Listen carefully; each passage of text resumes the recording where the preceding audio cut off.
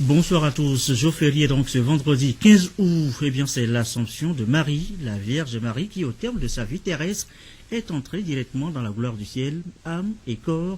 L'événement aujourd'hui encore est célébré par les fidèles catholiques. La messe ce matin, vous allez la vivre à la cathédrale de Lomé. Monseigneur Dedi Abozou-Diakwa a invité à l'occasion les fidèles à s'inspirer de la mère du Christ. Reportage Augustin Kossi, Christine Pétikialoudé.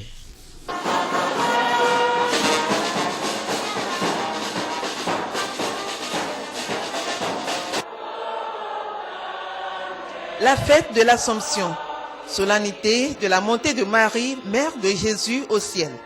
Au Togo, elle a été marquée par des célébrations eucharistiques. Ici, à la cathédrale Sacré-Cœur de Jésus de Lomé, une messe d'action de grâce a été dite. Des religieux et chrétiens ont pris part à cette célébration. Les chrétiens catholiques, c'est l'occasion de se rappeler de cette mère, de son humilité envers nous, de l'amour qu'elle a eu envers le Christ. Ici, c'est la Vierge Marie. La Vierge est montée au ciel, selon par lui-même, est montée, est aidée par les apôtres. La Vierge Marie, selon l'archevêque de Lomé, a cru en l'accomplissement des paroles et a été élevée corps et âme par les anges au ciel. Comme Jésus, celle par qui il est venu au monde est aussi dans la gloire de Dieu, qui a préservé son corps de la dégradation du tombeau.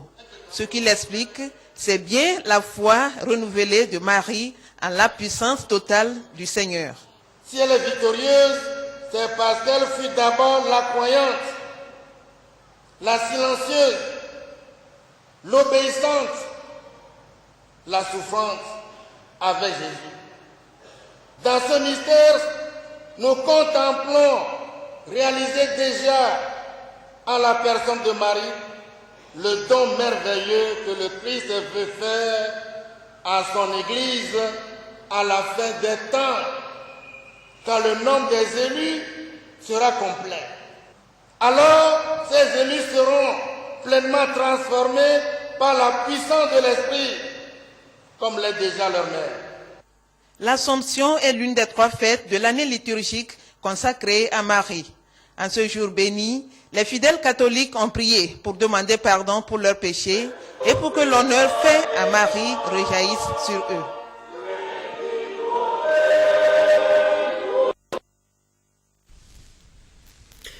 Et cette fête de l'Assomption coïncide également avec les 15 ans de la Convergence patriotique panafricaine, la CPP, qui s'est jointe aux fidèles catholiques pour cette célébration, cette fois-ci à la paroisse Notre-Dame sous la croix d'Agbalépé dans le récit. Gérald Agoudou, Adolphe Apaka.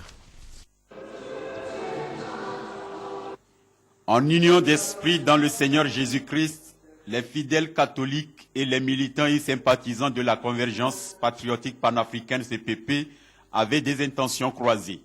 Pour les uns, ils célèbrent pour la énième fois l'Assomption de la Vierge Marie, la mère du Seigneur qui, après sa mort selon l'Église catholique, est entrée corps et âme dans la gloire de Dieu et est montée au ciel. Et pour les autres, ils sont venus exprimer leur gratitude à Dieu pour les 15 ans d'existence de leur parti, la CPP.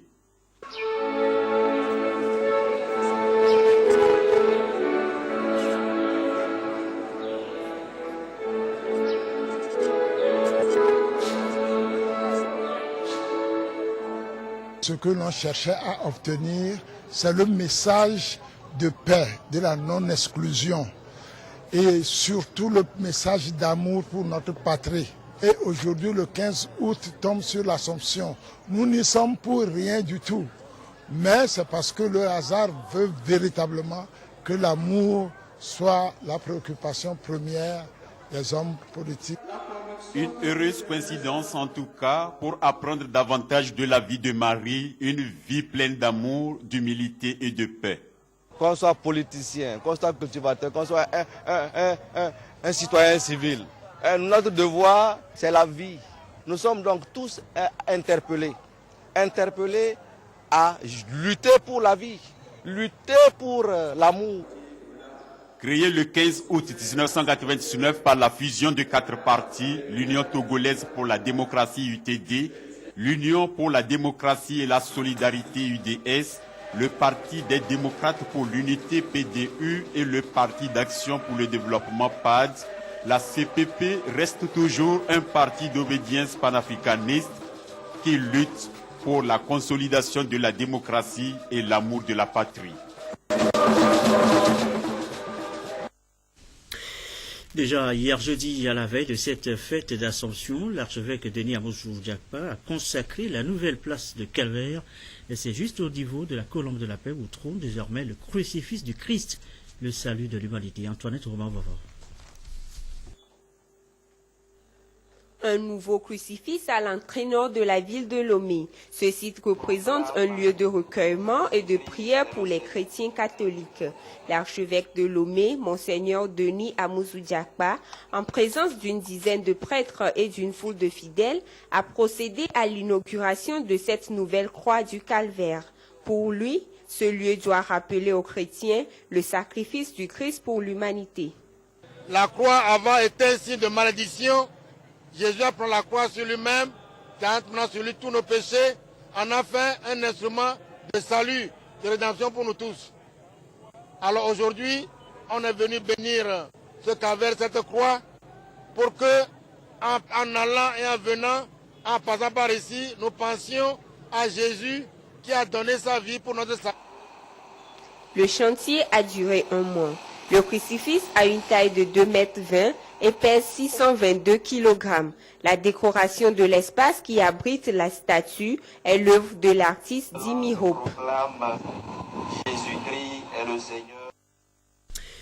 Il est 20h08, la suite du journal. Hier déjà, dans nos différentes éditions du soir, nous vous faisions écho de la déception, de la grande déception de Flora Manganawe, le ministre de l'enseignement primaire et secondaire, suite à sa visite sur les chantiers Péri, ce projet de construction des infrastructures scolaires. Devant l'urgence et le retard accusé sur les chantiers, dans la savane, le patron des enseignements primaires et secondaires a convoqué une réunion de synthèse. AGETUR, les entreprises et les bureaux de contrôle étaient tous là, présents. Le compte rendu à Dapon de Désiré Aloy. Avant les rencontres de lundi et mardi à Lomé sur la réalisation des infrastructures scolaires par Péri phase 2 dans les savanes, le ministre Florent Badiam Mnganawe a anticipé une réunion de synthèse à Dapaon après la visite des différents sites. Suite aux manquements et retards relevés sur les différents sites, le ministre en charge des enseignements primaires et secondaires, face à face avec AGETUR, les chefs d'entreprise, des bureaux de contrôle et des COGEP, pour les situer dans leurs responsabilités et leur notifier les premières décisions. Nous avons déploré les retards, nous avons déploré des malfaçons. Il était important que les entrepreneurs, ceux qui font le travail, soient informés et qu'avec eux, nous prenions les dispositions nécessaires pour corriger certaines choses. Mais la plupart des entreprises ici que nous avons pu convoquer, nous leur avons signifié qu'elles seront mises en régie et que nous allons pouvoir prendre les dispositions avec AGETUR pour que le travail les retards puissent être réduits. Le projet Péri arrive à son terme à la fin du mois d'octobre prochain. Toutes ces malfaçons risquent de causer du tort et il faut aller vite pour réduire le retard tout en corrigeant les imperfections. Au niveau des savanes, effectivement, nous avons constaté ces retards. Les entreprises des savanes ne veulent pas s'approcher, au début ne voulaient pas s'approcher de l'AGETUR pour prendre ces matériaux. Nous avons tenu des réunions plusieurs fois et même l'heure avant le démarrage, ils n'ont pas pris. Cela, nous avons constaté que vraiment, c'est des gens qui veulent chercher à négliger les travaux. Donc, nous avons pris des mesures pour corriger toutes ces choses. Les chefs chantiers et bureaux de contrôle devant les faits accomplis reconnaissent ne pas respecter leur cahier de charge. Je crois que les gens devaient être un peu plus indulgents. C'est vrai qu'on est en erreur, plus indulgents, pour voir en quelle mesure ils peuvent nous aider à terminer ce projet à bon terme et dans de bonnes conditions. Nous avons laissé des contrôleurs permanents sur les sites. Bon, et ce sont ces contrôleurs permanents, puisqu'ils sont permanents, qui doivent suivre quotidiennement les travaux. Bon, si on a trouvé quelques malfaçons, pensons quand même qu'on peut remonter la pente. On peut remonter la pente. Et nous sommes disposés à le faire, même s'il faut faire des plannings conjointement avec les entreprises. Nous allons faire des plannings pour travailler de jour et de nuit. Toute cette réalisation de Péri dans les savanes est évaluée à 407 millions de francs CFA et tous les acteurs doivent se remobiliser pour corriger ces manquements qui freinent les efforts du gouvernement. À Kara, pendant ce temps, c'est la fête dans les rangs des élèves officiers de l'école de formation des officiers des forces armées togolaises. À Pia précisément, ces élèves sont en fin de formation, flanqués désormais de leur galon de sous-lieutenant, une fierté lors de la cérémonie présidée par le chef d'état-major général des forces armées togolaises. À Kara, la correspondance de Nestor Moujou et notre bureau sur place.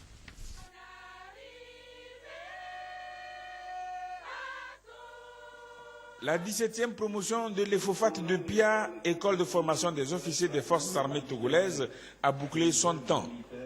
Pendant 2 ans, ces élèves officiers ont été moulés pour forger leur caractère et faire d'eux des militaires capables de commander une section de combat. Aujourd'hui, ils sont jugés aptes à porter le grade de sous-lieutenant. Le jour tant attendu est arrivé. 2 ans d'études à l'EFOFAT, ou plutôt 2 années de crapahu, d'interro, de cross-chrono, et que sais-je encore. Vous avez serré les dents pour avoir les dessus. Bravo. Maintenant, c'est fini. Cependant, souvenez-vous toujours que dans le métier des armes, rien n'est gratuit et que l'événement de ce jour marque un nouveau départ.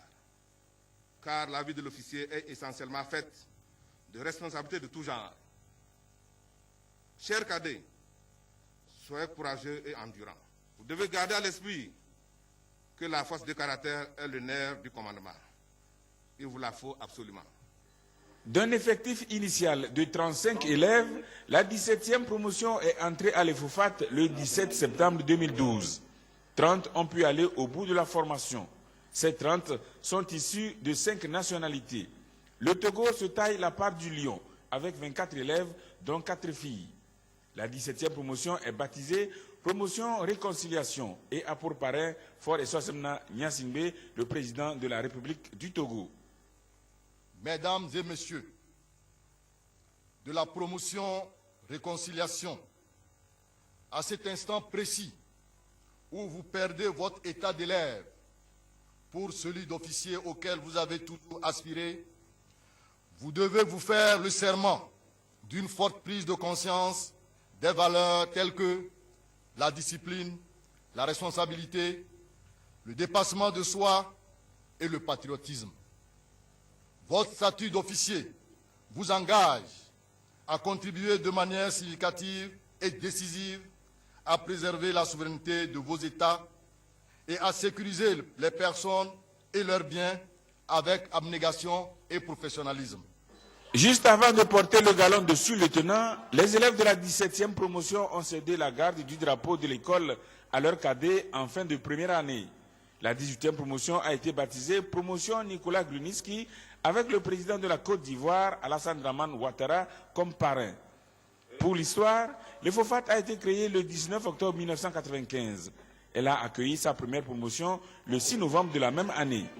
Initialement à vocation nationale, l'EFOFAT a connu l'entrée des stagiaires d'autres pays à compter du 2 septembre 1999. À son début, la formation était de 3 ans, mais dans le souci d'une harmonisation en vue de se conformer aux différentes grandes écoles du genre, cette formation est passée à 2 ans.